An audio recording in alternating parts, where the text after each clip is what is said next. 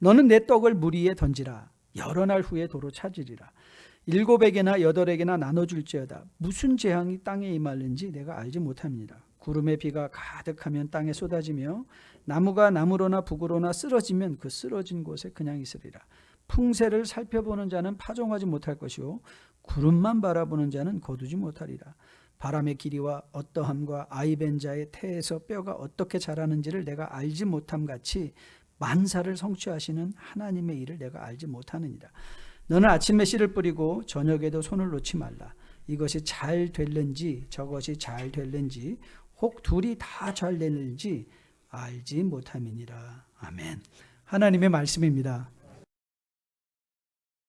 오늘 요즘 신문에 심심찮게 등장하는 세계 최고 부자였다. 지금은 세계 4번째로 큰 부자인 빌 게이츠 부부의 이혼 소식을 가끔 듣습니다. 그렇게 좋은 집에서 그렇게 많은 물질과 명성을 쌓았음에도 불구하고 무엇이 부족할까라는 생각이 들어서 어떻게 그 오랫동안 그 큰 집에서 거의 남남처럼 겉으로는 굉장히 모델 부부인 것 같았는데 그 큰 집에서 거의 남남처럼 보냈다는 사실이 참 우리가 보면 인생의 행복이 많은 것을 가지고 소유하는 것이 있지 않다는 것을 다시 한번 이렇게 실질적으로 마음에 상기받는 그런 사건이 아닌가 생각해 봅니다. 속사정을 다 알지는 못하지만 그래서 돌이켜보면 어쩌면 그들의 인생이 또 헛되게 끝날 수도 있겠구나라는 사실도 마음에 자각하게 됩니다. 이 헛되다라는 이 단어가 바로 전도서 전체의 주제라고 해도 과언이 아닌 것이죠. 전도서 기자는 1장 1절에서 인생을 평가하면서 이렇게 결론적으로 시작을 합니다. 전도자가 이르되 헛되고 헛되며 헛되고 헛되니 모든 것이 헛되다. 그럼에도 불구하고 전도서는 결단코 회의주의적이거나 혹은 세상에 대해서 그냥 우울한 심정으로 바라보는 염세적인 그런 책은 아닙니다. 전도서 기자가 인생의 헛됨을 밝히는 이유는 진정한 행복과 진정한 가치는 인생이 얼마나 헛된 것인가를 자각한 후에 오는 것이라. 그래서 그 사실을 위해서 인생의 헛됨을 먼저 교훈하고 있는 것을 보게 됩니다. 그래서 어떤 주경학자는 이 전도서를 강론하면서 이렇게 말합니다. 전도서를 읽고 삶에 대하여 배우라. 전도자의 삶에 대한 엄격한 경고와 확실한 심판에 관하여 듣고 너 자신을 창조주를 기억하는 일로 위탁하라. 그러니까 전도서는 인생의 헛됨을 보고 우리가 진정해야 될 것, Trusting our hearts to the Creator. 그러니까 창조주에게 우리 인생을 위탁하게 하는 그런 교훈의 책이라는 것이죠. 우리가 살아가는 이 코로나 바이러스 이후의 시대를 여러분께 VUCA라는 단어로 요약해서 설명드릴 것 기억하실 것입니다. 여러분 이거는 꼭 기억해 놓으시면 좋습니다. 우리가 살고 있는 이 시대, 이 세상은 volatile, 요동하고 uncertain, 불확실하고 그 다음에 complex, 복잡하고 마지막에 ambiguous, 애매모호한 시대. 그런데 돌이켜보면 이건 단지 코로나 바이러스 시대 이후의 삶의 특징이 아니라 이건 바로 already and not yet. 이미 우리에게만 하나님 나라지만 아직도 세상의 공중권세 잡은 자들의 영향력 아래 살아가는 이 시대의 특징이기도, 낀 세대의 특징이기도 한 것인 것을 보게 됩니다. 그래서 어떤 사람들은 이 VUCA 시대를 그래 뭐하러 그냥 열심히 살아, 그냥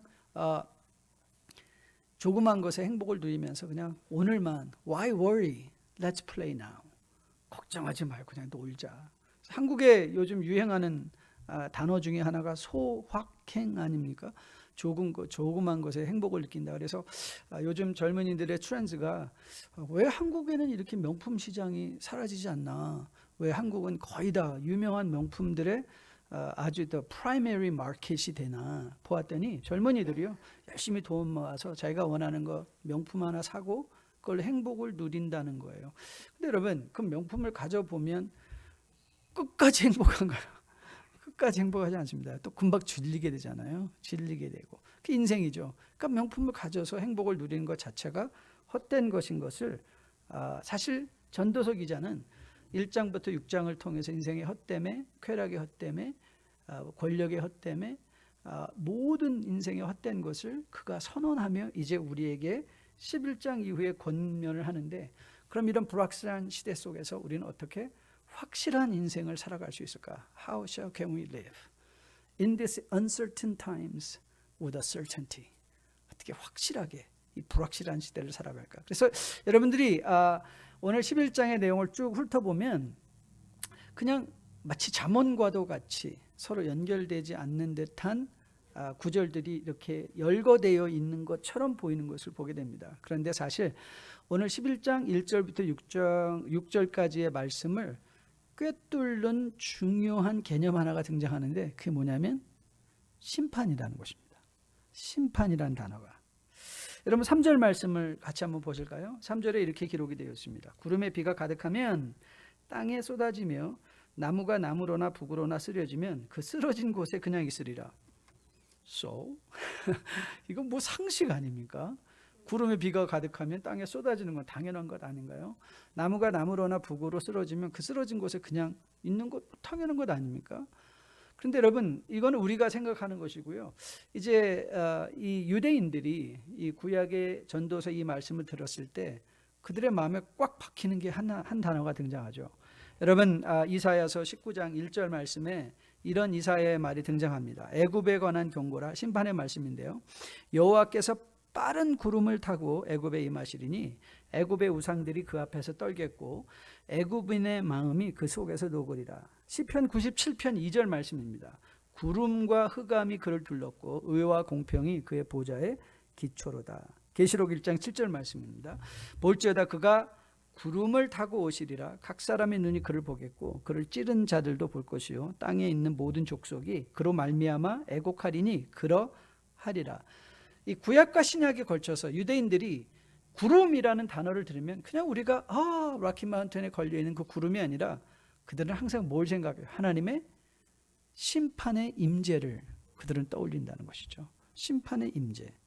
그래서 구름이 상징하는 것은 하나님의 임재요 하나님의 심판인데요. 그래서 오늘 전도서가 11장 3절이 우리에게 증거하는 것은 인생의 끝에 있을 심판의 확실성을 교훈하고 있는 것입니다. 심판이 확실하다. 이건 우리가 이미 히브리서 9장 27절 사람에게 죽는 것은 정한이 이치되 그 후에는 심판이 있으리라는 말씀을 통해서 우리는 이미 익히 알고 있는 사실이죠. 이 한 가지 사실을 그러나 우리가 기억하지 못하고 오늘을 살아간다면 우리는 헛된 삶을 살 수밖에 없다는 거예요. 마지막에 심판이 있다는 것. 여러분, 우리가 종말론적인 삶을 살아가야 된다라고 말을 할 때 이 종말론 하면 우리에게 그냥 떠오르는 건 When is it? 도대체 언제야 종말이? 라는 생각을 가지는데요.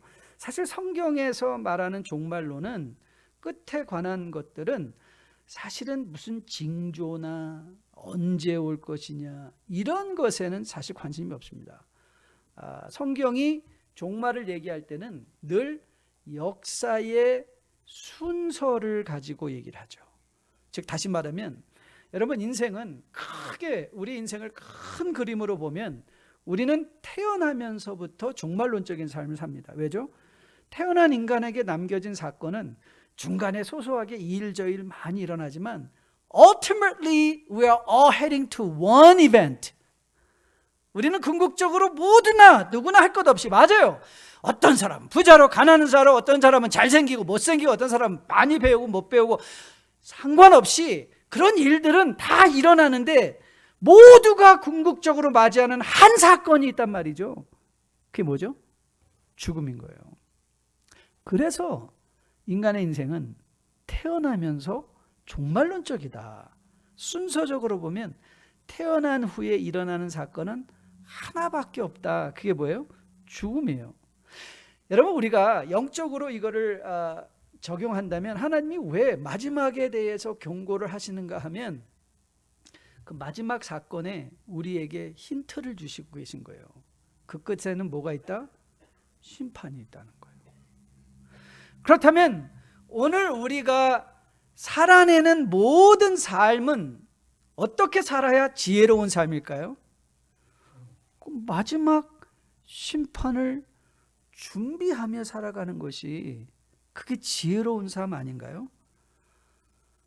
전도서가 오늘 우리에게 말하고 싶은 게 바로 이 교훈인 거예요. 어떻게 우리에게 주어진 이 현실을 헛되게 아무 소용없는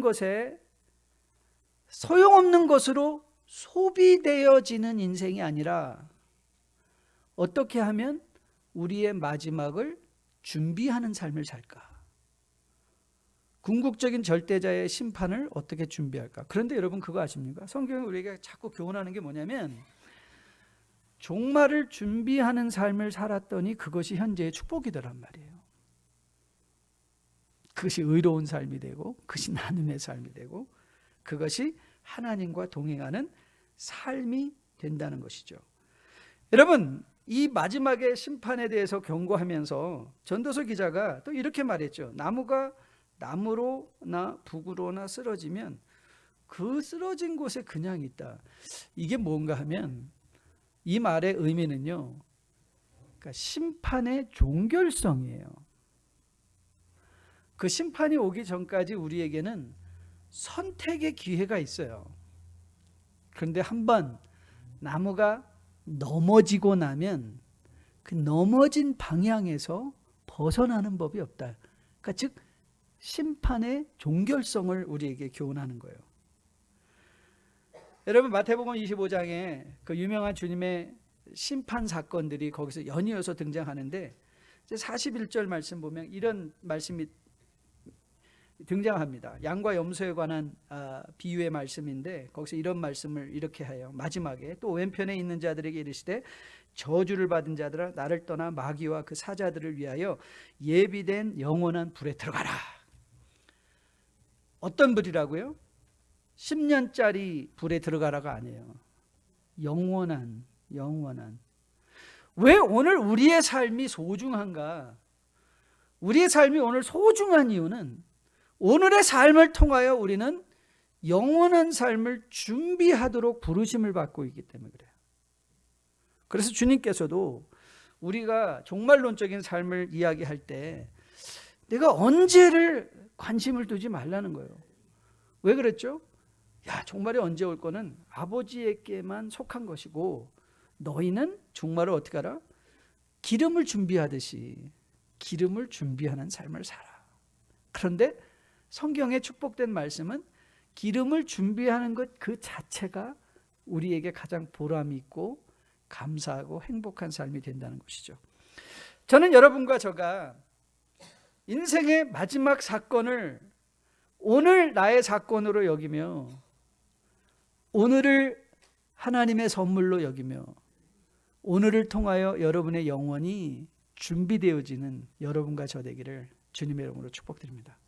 하루를 살아도 그 하루가 여러분의 영혼을 준비하는 시간이 되기를 주님의 이름으로 축복드립니다.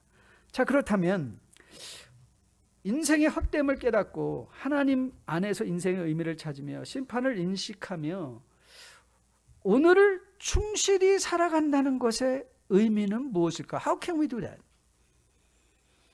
어떻게 우리는 영원을 준비하면서 오늘을 충만하게 살아갈 것인가? 자, 그 답에 그 문제의 질문도 오늘 본문이 제시합니다. 자, 1절 말씀을 한번 볼까요? 1절 말씀에 이렇게 등장합니다. 너는 내 떡을 물 위에 던져라. 여러 날 후에 도로 찾으리라. 사실 우리에게는 이게 참 생소하죠. 뭘 말하고 싶은 거예요? 물 위에 떡을 던지라는 게 무슨 뜻일까? 그런데 사실 이거는 이 전도서의 말을 듣고 있는 사람들은 금방 이해가 되는 거죠. 왜냐하면 그들의 삶에서 관용구로 사용되는 거예요. 내 떡을 물에 던진다는 것은 관용구처럼 사용되던 말이거든요. 그래서 이것의 의미를 우리는 두 가지 문화권에서 그 이스라엘이 처해 있던 두 가지 문화권의 의미로 우리가 이해할 수 있는데요. 어떤 사람들은 이렇게 말해요. 고대 항구 도시의 곡식 무역에서 유래된 표현인데요. 바다 위에 내 떡을 물 위에 던지라라는 표현은 이거는 위험 부담을, 그러니까 투자적 위험 부담을 하라라는 의미로 사용된 관용구라는 거예요. 그러니까는 인생을 안전빵으로만 사는 게 아니라 인생을 안전한 것으로만 한 것이 아니라 우리 인생에 모험을 하라. 모험을 하라. 여러분 가끔가다 사람들이 죽을 때 후회하는 뭐 30가지, 55가지 이런 책들이 많이 있거든요. 그 중에 사람들이 공통적으로 탑 10에 들어가는 것들은 들어가는 그 사람들이 죽기 전에 후회하는 것 중에 하나가 그거래요. I should have taken more risk. 인생에 좀 더 위험부담을 해볼 걸.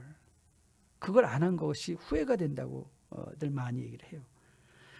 오늘 이 말을 우리가 어떤 투자적으로 우리 let's all go out and to start doing Bitcoin 비트코인으로 해가지고 뭐 가상화폐 그 투자 이런 의미가 아니라 오늘 전도서 기자가 말하고 싶은 것은 우리의 영혼을 준비하는 일에 지금 우리가 하고 있는 것보다 더 많은 영원의 위험부담을 해보라는 거예요. 영원의 위험부담. 여러분 우리가 많은 경우에 가진 거를 잃어버릴까봐 놓칠까봐 세상에서 세상적인 것을 취하기 위해서 영적인 것을 포기할 때가 얼마나 많이 있습니까? 바쁘다는 핑계로. 우리가 왜 바쁘죠? 왜 우리가 바쁜 거는 세상 일로 바쁜데 그런데 그 바쁘기 때문에 우리가 놓치는 게 뭐죠? 말씀 읽는 것, 가족들과 시간 보내는 것, 그렇죠. 하나님 나라의 이웃들과 선한 일에 봉사하는 것, 이런 것들을 놓치는데 오늘 내 떡을 무리에 던지라라는 이 표현은 뭐냐면 내 눈에는 지금 당장 이익이 되는 것 같지 않지만 나의 영원한 삶을 위해서 나의 시간과 나의 정력과 에너지를 하나님이 원하신 일에 위험부담해보라. 또 한 가지 표현의 의미는요, 이집트 농사를 지을 때요, 이집트는 여러분이 잘 아시는 대로 나일강의 범람으로 말미암아 만들어지는 비옥한 삼각주, 그렇죠? 거기에서 풍성한 소출을 거두는 그런 나라 아닙니까? 그런데 이집트 사람들은 씨를 언제 뿌리냐면 나일강이 범람할 때 물 위에 씨를 뿌린다는 거예요. 그럼 그 물이 그 씨가 다 썩어져서 없어질 것 같은데 나중에 보면 그것이 땅에 그 삼각주의 비옥한 땅에 심겨져서 풍성한 소출을 맺더라. 그래서 이 두 가지 문화적인 표현의 이 관용의 특징은 뭐냐면 지금 당장 눈에 보이는 것을 전부인 것처럼 여기지 말고, 비록 지금 내가 이거 손해보는 것 같은데, 여러분이 세상의 일을 좀 더 하면서 아내와 남편과 아이들과 시간을 보낸다는 건 어쩌면 세상적으로 손해보는 것 같은데 그게 손해가 아니라는 거예요.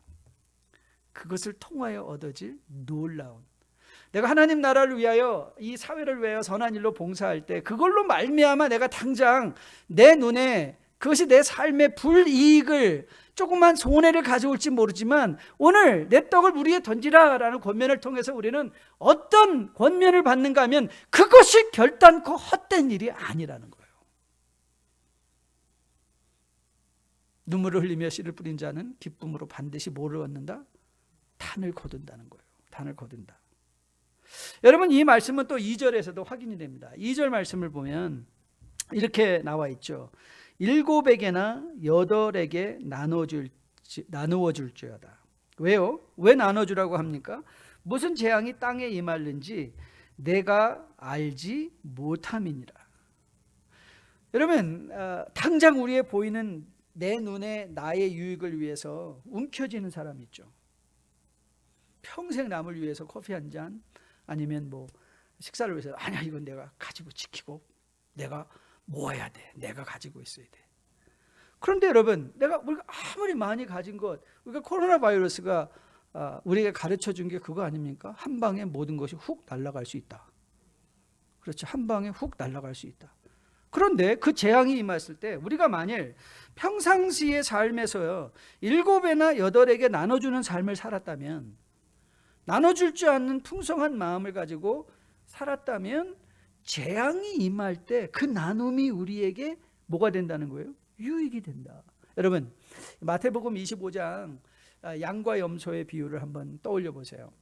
주님께서 양들에게 나는 너에게 너무 고맙다. 너는 내가 줄일 때 먹였고 내가 목마를 때 마시게 했고, 내가 감옥에 갇혀서 헐벗을 때 입혀줬고, 내가 감옥에 있을 때 내가 나를 찾아봐 줬어. 그랬더니 여러분 그 양들이 뭐라고 대답했죠? 주님, 우리가 언제 예수님이 줄이셨고, 언제 예수님이 헐벗으셨고, 언제 예수님이 옥에 갇혔죠? 기억이 안 나는데요. 그랬어요. 그랬더니 주님이 뭐라고 말씀하셨습니까? 여기는 작은 소자 하나에게 한 것이 곧 나에게 한 것이다. 여러분, 그거 완전히 오늘 이 말씀 아닙니까? 그 양들이 한 일이 뭐예요? 7이나 8에게 나눠준 거예요. They shared. 그랬더니 그들은 알지 못했어요. 나눠줬더니 마지막에 어떤 일이 일어났어요? 우리 인간의 영원한 심판에서 The ultimate judge, 우리의 절대적인 심판자가 뭐라고 말씀하시는가 하면 그건 나에게 한 거예요. 그래서 그것이 심판이라는 재앙의 때에 우리에게 뭐로 나왔어요? 유익으로 돌아오게 됐다는 것이죠. 얼마나 실감나는 말씀입니까? 너는 내 떡을 물 위에 던져라. 여러 날 후에 도로 찾으리라. 7에게나 8에게 나눠질지어다. 무슨 재앙이 땅에 임하는지 내가 알지 못함이니라. 전 여러분과 저가 이 교훈을 마음에 받는 이 예배 시간 되기를 주님의 이름으로 축복드립니다. 이제 새롭게 시작될 6월, 지나온 걸음 속에서 여러분, 이제 지나온 걸음은 지나온 걸음으로 족하죠. 여러분이 지나온 걸음을 살펴보고 다시 그거를 통해서 배움으로 이제 새롭게 시작되는 월요일의 삶, 아니 본당을 나선 그 순간부터, 아니 이 전을 나서는 그 순간부터 저는 여러분이 내 인생을 어떻게 물 위에 더 던져볼까? 선한 일에 어떻게 더 위험부담해 볼까? 어떻게 내가 7이나 8에게 더 나누어 줄 수 있을까를 생각하는 여러분 되시기를, 그리고 결단하는 여러분 되시기를 주님의 이름으로 축복드립니다. 포도원 품꾼 여러분에게 가끔 소개해 드리잖아요.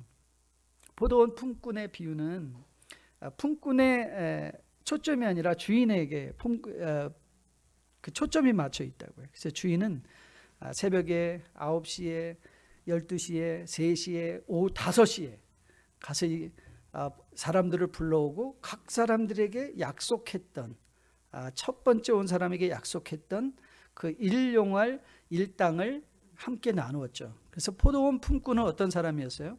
그가 이 포도원을 운영한 궁극적인 목적은 이걸 통해서 maximize the profit, 이익을 최대화한 것이 아니라 많은 사람과 함께 살았던 주인이죠. 그래서 저는 우리 뉴라이프에 사업하시는 분들은 좀 이런 사업가가 됐으면 좋겠어요. 100사람이 먹을 걸 혼자 먹는 게 아니라 100사람과 함께 먹을 것을 같이 일하며 세워가는 그런 주인. 그 얼마나 성경적인 주인입니까? 그리고 그게 얼마나 7이나 8에게 나눠주며 그 일을 통하여 우리의 영원한 미래가 준비되어 준다는 것이 얼마나 축복일까요? 그러면 어떻게 이런 나눔과 위험 부담의 삶을 살 수 있을까? 간단합니다.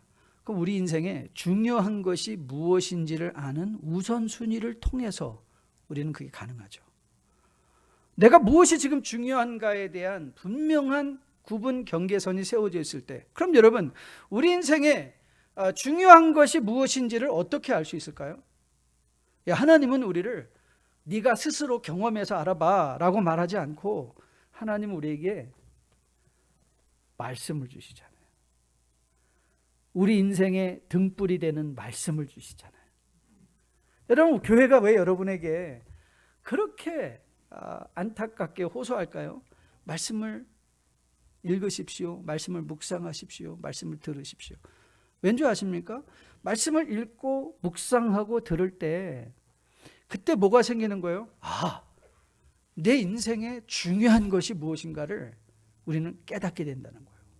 영원에 비추어서 우리의 삶에 분명한 경계, 바운더리, 기준이 생긴다는 것이죠. 그래서 내 인생을 어디에 위험부담해야 되는가를 알게 된다는 거예요. 여러분, 전도서 12장 마지막 절에서 전도서 기자가 이렇게 최종 결론을 내려줍니다. 그가 내리는 결론을 한번 들어보세요. 이래 결국을 다 들었으니 하나님을 경외하고 그의 명령들을 지킬지어다. 이것이 모든 사람의 본분이다. 하나님을 경외하고 그의 명령들, 그 명령을 뭐로 바꿔도 돼요? 그의 말씀들을 뭐해라? 지켜라. 즉 하나님의 말씀이 우리의 인생의 기준이 되게 하라. 인생의 기준이 되게 하라. 저는 여러분과 저가 다시 한번 이제 징검다리 묵상으로 시가서 말씀을 마치고 이제 6월 달부터 다니엘서 강론이 시작되는데요. 사실 다니엘서도 이 맥락에서 이제 진행될 거예요. 어떻게 바벨론이라는 그 땅에 포로로 끌려간 자들이 구별된 삶을 살아야 되는가, 그걸 볼 거거든요. 즉 어떻게 우리의 떡을 하나님의 말씀의 기준에 맞춰 영원한 일에 위험부담할 것인가, 그걸 이제 우리가 묵상하고 배우게 될 것이에요. 저는 여러분이 하나님의 말씀을 통해서 여러분의 삶에 분명한 경계들, 우선순위가 세워줄 수 있게 되기를 주님의 이름으로 축복드립니다.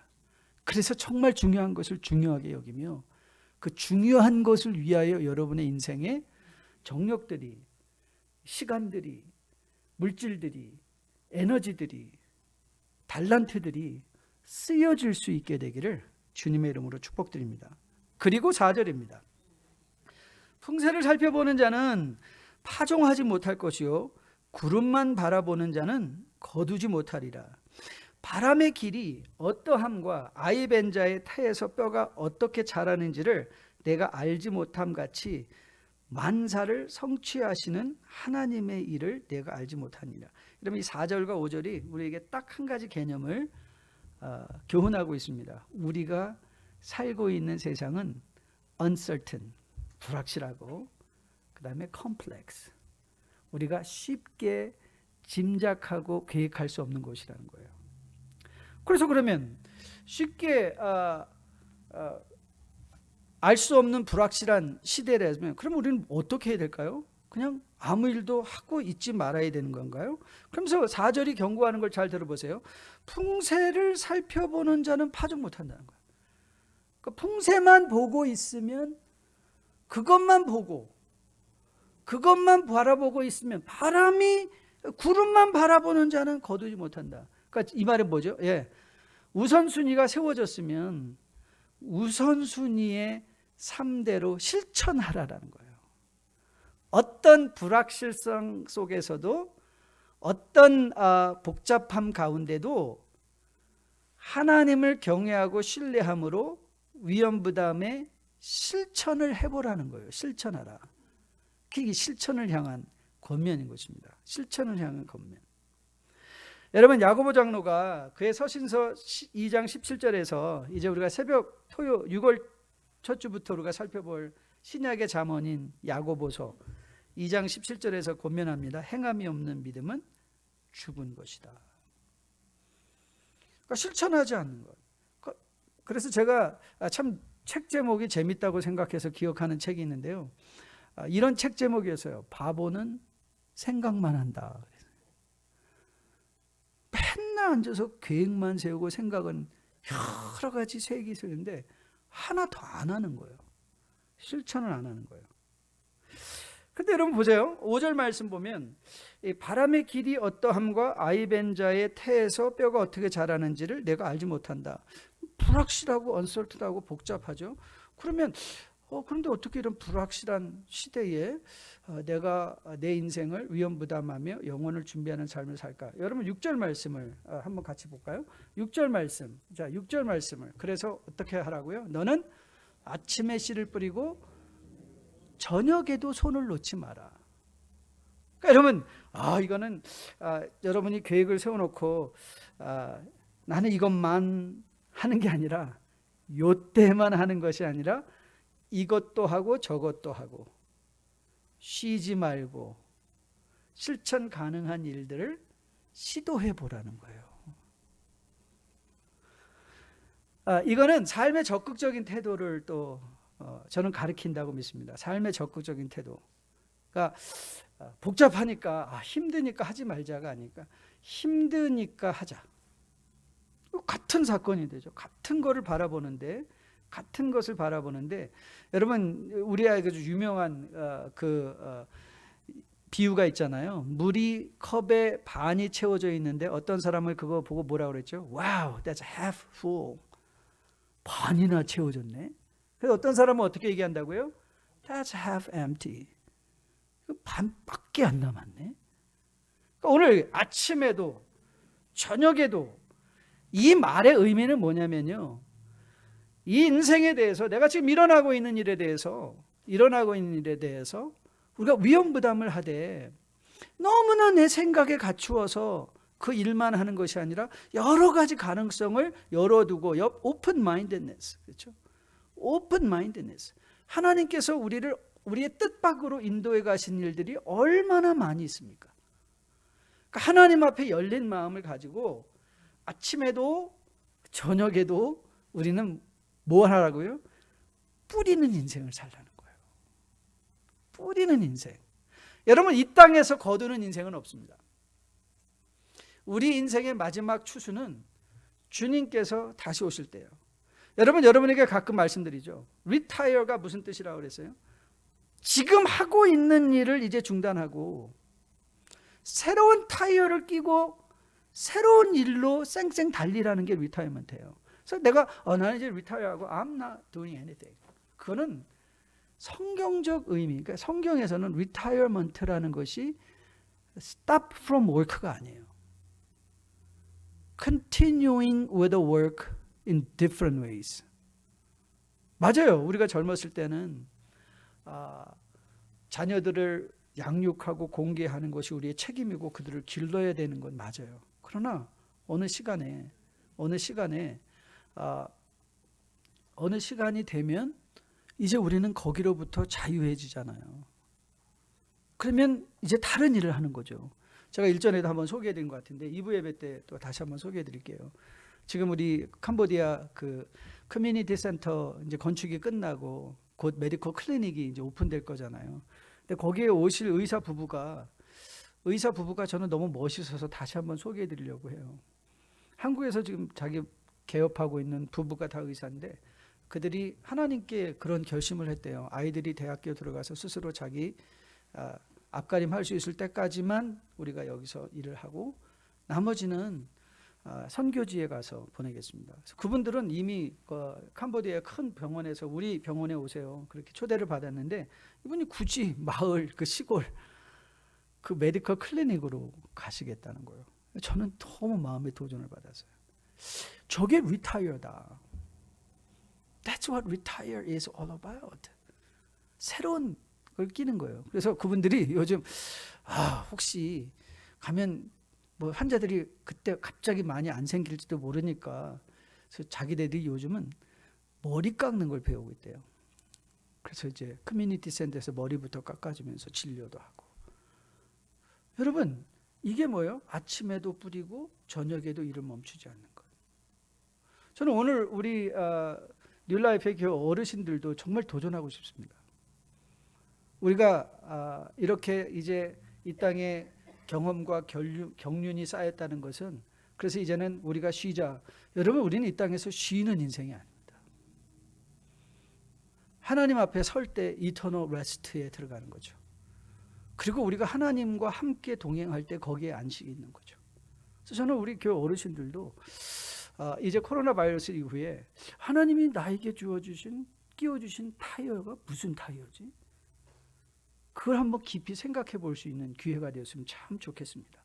그래서 그 타이어를 끼고 쌩쌩 달리면서 우리의 인생이 영원히 준비되어 그리고 그 영원히 준비되어지는 그 축복을 오늘 우리가 받아 누리면서 주님 뜻 이루어지는 그날까지 주님과 함께 동행하며 살아낼 수 있는 뉴라이프의 복된 백성들 다 될 수 있게 되기를 주님의 이름으로 축복드립니다.